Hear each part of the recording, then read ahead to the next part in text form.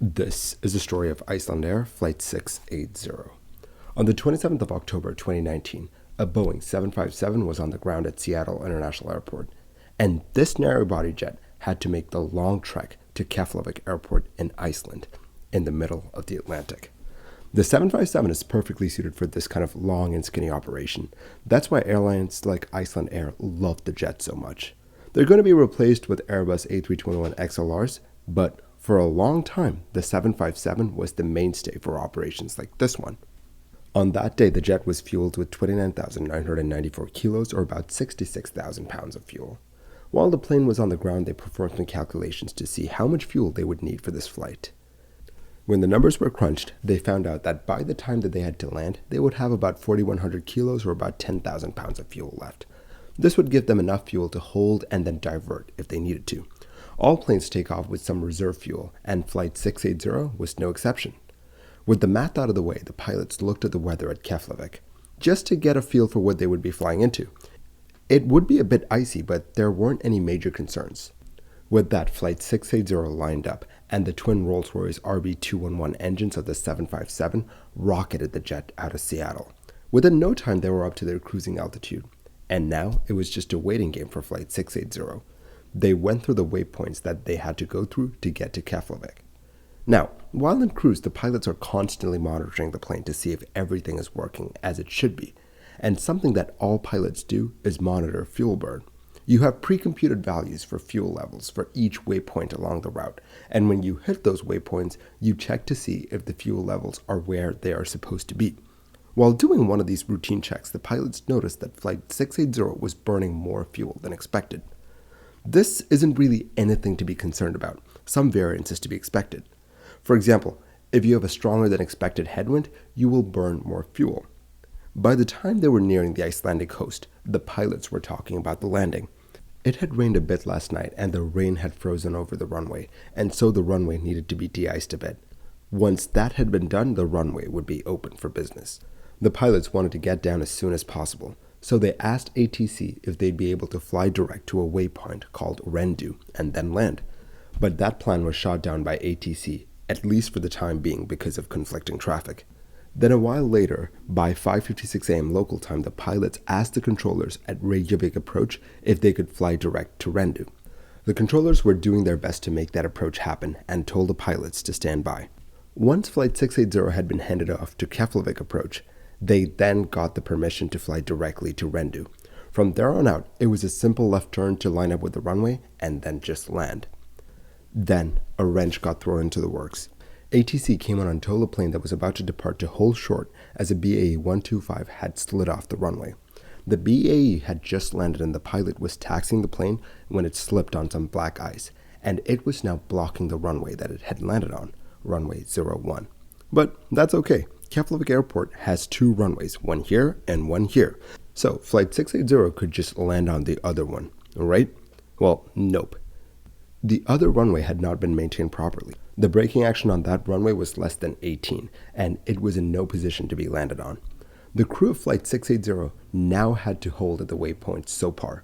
The captain and the first officer were now starting to get concerned. They did not have a whole lot of fuel left, and they could not hold for a very long time.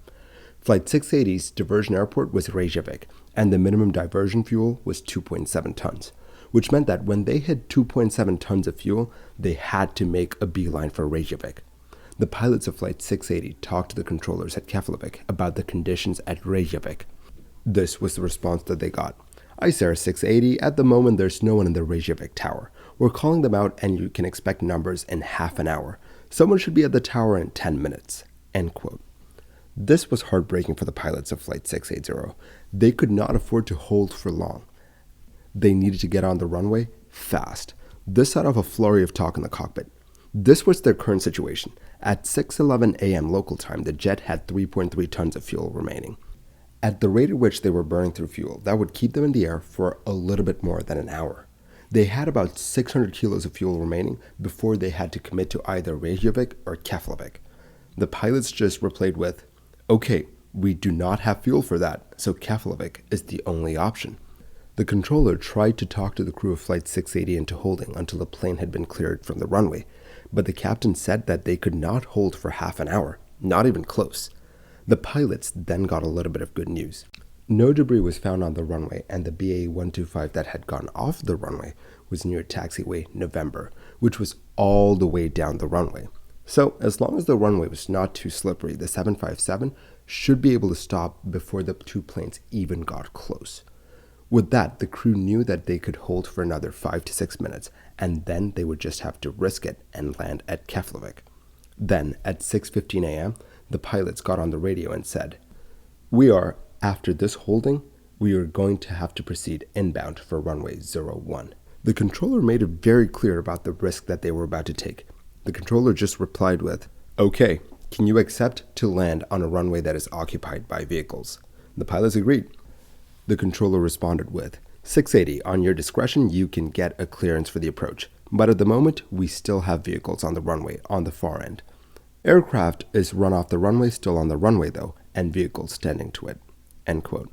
The pilots started the final descent, and then they got the braking action numbers for Reykjavik. But it was too late. They were now committed to landing at Keflavik. By the time they would have been able to calculate the landing numbers for the landing at Reykjavik, they would be well below the minimum diversion fuel for Reykjavik. At this point, Keflavik approach just said, "680, at your discretion, you are cleared for the approach." The pilots responded with, "At our discretion, cleared for the approach." The pilots waited for their final landing clearance, but there was a snag. The controller at the Keflavik tower did not want to give them the clearance unless they had declared a proper emergency.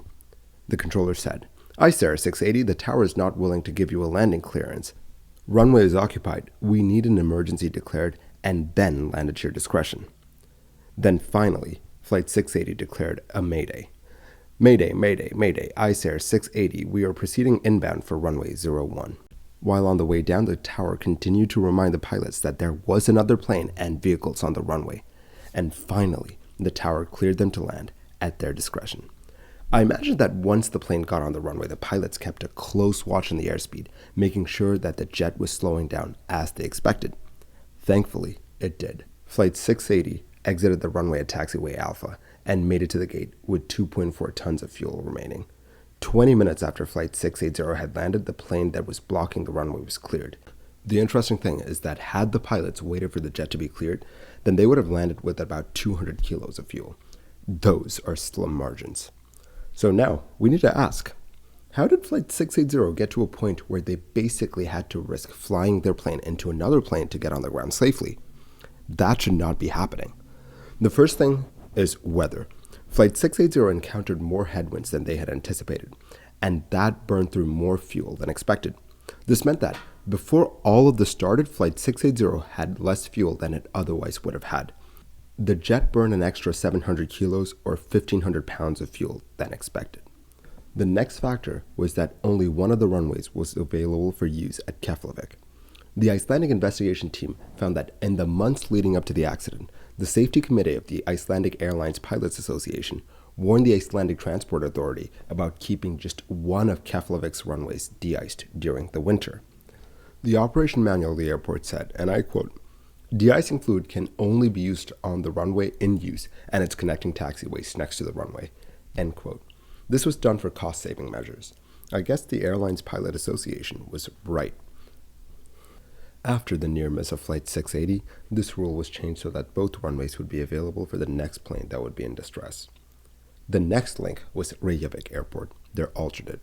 Reykjavik Airport would not open for another hour after the emergency started. It was scheduled to open at 7 a.m., but that doesn't mean that there was no one at the airport.